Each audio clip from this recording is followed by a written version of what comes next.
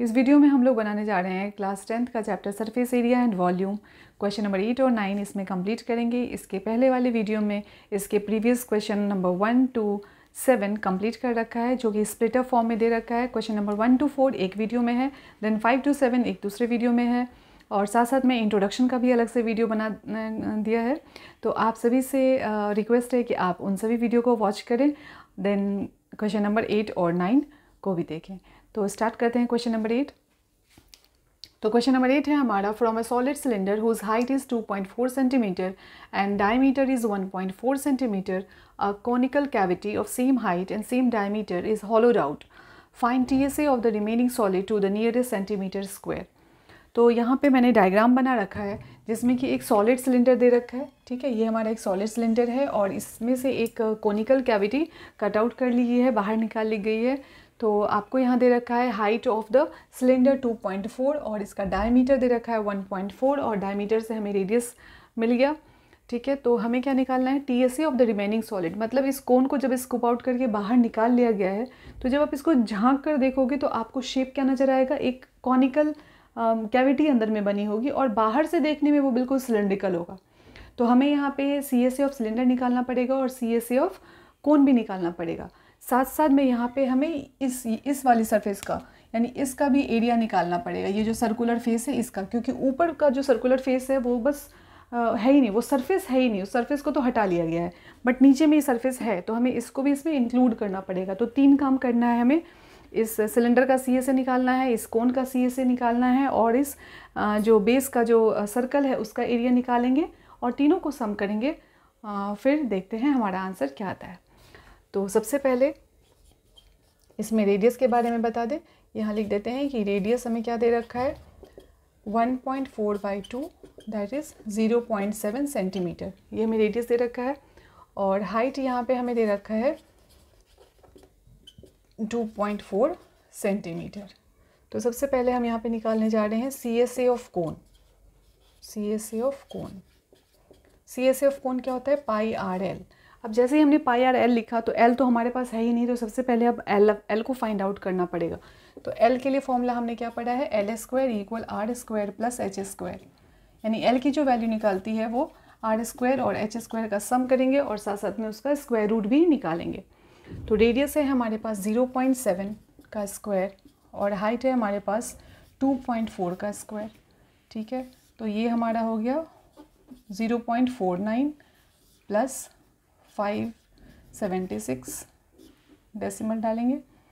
ठीक है, इन दोनों को सम करेंगे, ये हमारा आएगा 6.25 और ये आ जाएगा इसका स्क्वायर रूट, L का वैल्यू 2.5। तो हमने L फाइंड आउट कर लिया 2.5 सेंटीमीटर। ठीक है, अब L जैसे ही हमने फाइंड आउट कर लिया, अब इस फॉर्मूले के अंदर इसको सब्स्टिट्यूट करेंगे।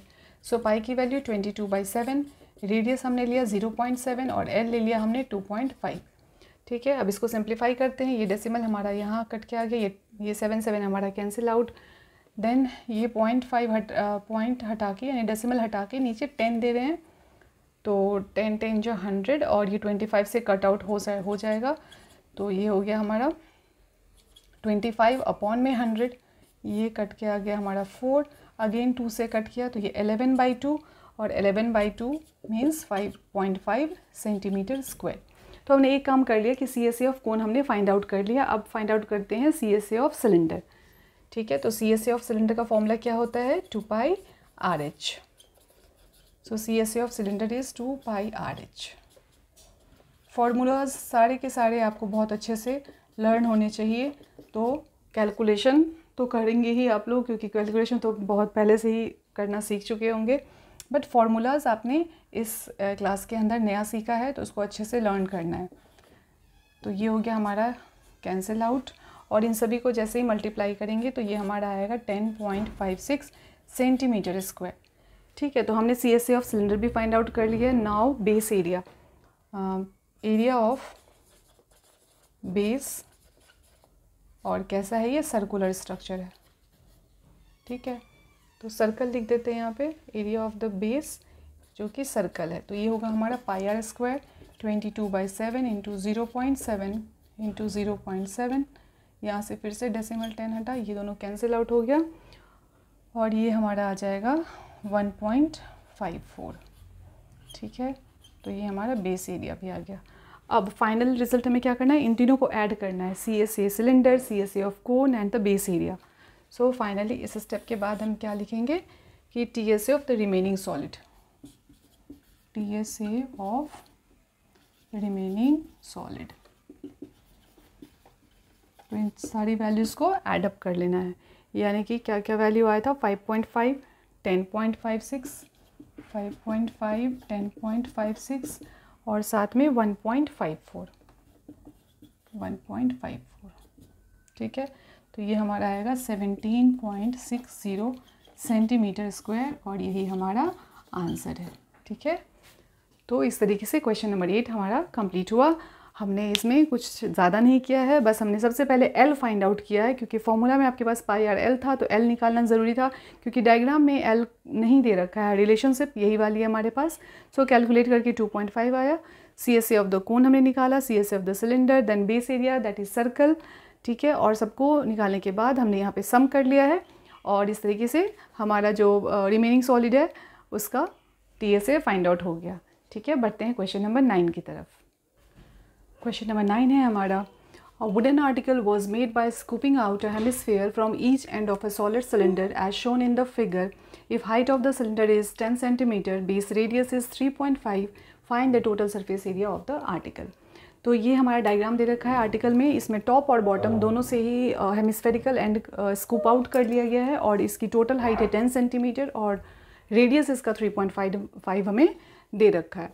तो हमें निकालना है total surface area of the article. तो इस आर्टिकल का टोटल सरफेस एरिया निकालने के लिए सबसे पहले इस सिलेंडर का CSA फाइंड आउट कर लेंगे। CSA फाइंड आउट सिलेंडर का करेंगे, देन इसका CSA और इसका CSA, मतलब कि दोनों हेमिस्फेरिकल एंड का CSA निकालेंगे और लास्ट में इनको प्लस कर देंगे, तो हमारा total surface area of the article आ जाएगा। ठीक है, तो स्टार्ट करते हैं। सबसे पहले CSA ऑफ सिलेंडर, तो CSA ऑफ सिलेंडर क्या होता है, 2πRH। तो 2πRH फॉर्मूला में पुट करेंगे, 2 × 22/7 और रेडियस है हमारे पास 3.5, हाइट है हमारे पास 10, तो 7 5 जा 35, तो ये हो गया हमारा डेसिमल। इसको कैलकुलेट करेंगे, मल्टीप्लाई करेंगे तो हमारा आ रहा है ये 220 सेंटीमीटर स्क्वायर। ठीक है, तो ये सिलेंडर फाइंड आउट होने के बाद हम यहाँ पे फाइंड आउट कर रहे हैं CSA ऑफ हेमिस्फेयर। तो CSA ऑफ हेमिस्फेयर, लेकिन ये भी देखो कि अलग अलग निकालने से अच्छा है दोनों का साथ में ही निकाल देते हैं। तो बोथ हेमिस्फेयर, दोनों का साथ में, तो बोथ के लिए 2 से मल्टीप्लाई तो करेंगे, लेकिन फॉर्मूला है हेमिस्फेयर का क्या है, 2πr²। ठीक है, तो ये हो गया हमारा 4। ठीक है, देन पाई हो गया 22/7 और रेडियस स्क्वायर दैट इज़ 3.5 × 3.5, ये हमारा कैंसिल आउट हो गया 0.5 आ रहा है, ये 88 × 0.5 × 3.5, तो ये हमारा आ रहा है 154 सेंटीमीटर स्क्वायर।